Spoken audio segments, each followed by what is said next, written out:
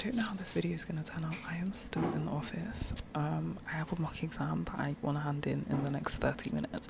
So I'm going to bash this out and then we're going to have a chin wag because it's results day tomorrow.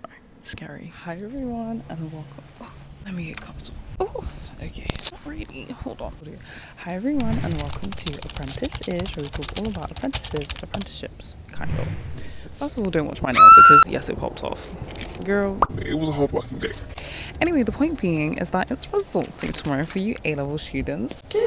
Oh my gosh, I absolutely remember my A-level results day. It was a catastrophe.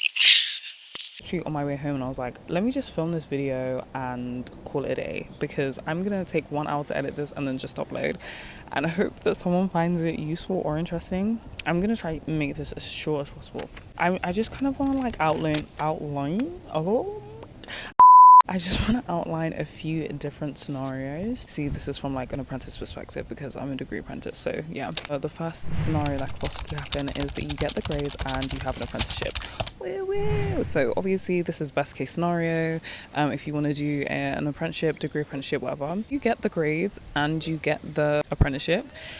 Think about whether or not you actually want to go uni full-time or if you want to do an apprenticeship full-time. Hopefully you've made that decision already, but if you haven't, actually sit down and like think about what it is you want to do, because just because you have an apprenticeship doesn't necessarily, like, maybe some of you are on the fence, and obviously like an apprenticeship is quite depending on like the program, the length, it's kind of long, and there's like a few different things to consider. I'll tag one of my videos, but in fact I'll just tag all the videos that I think might be helpful for tomorrow. I just think that just because you have the grades, just because you have an apprenticeship, doesn't mean that you have to do the apprenticeship. I have spoken to people, like I've had like one-to-one chin wags with them.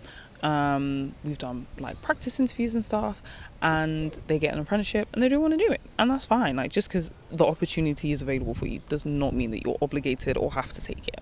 The next thing is if you don't get the grades. Scenario A, you don't get the grades but you have had an offer. In that scenario, honestly, no idea what to do.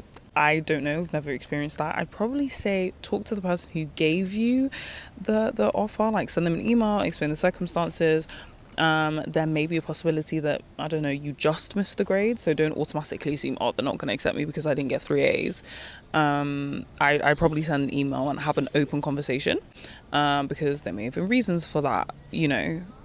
Someone could have died or, you know, something like that. So I think don't automatically assume that just because you were like a little bit off that you didn't get it. Just have a chin wag was not the correct term, but you understand what I mean, with the person who, probably someone from HR is likely. But yeah, just speak to them, probably call. I prefer calls so much more. I just feel like it's easier to converse rather than sending an email. The grades and you don't have an apprenticeship. That was me. So I'd probably say to do the next step, which I'm just going to run right through it. Take a gap year, can't lie. Best case scenario, if you don't have the grades and you don't have an apprenticeship, I'm not going to say take a gap year because I feel like that's a bit selfish. Like, that's something that I did and it was really beneficial for me. This is the next segment, considering a gap year, question mark. Sorry, I'm literally just throwing things out here.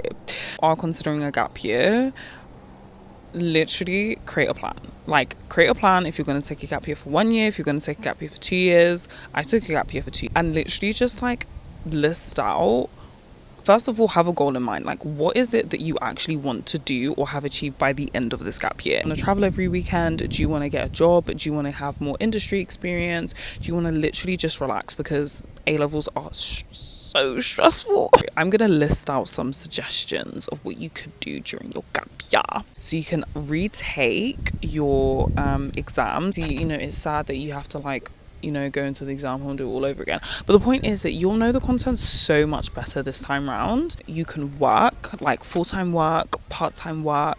You can do a shorter apprenticeship, which is what I did. More on that later. Reapply for degree apprenticeships. Guys, when I tell you, there are new companies and firms like requiring applications for degree apprenticeships almost every year.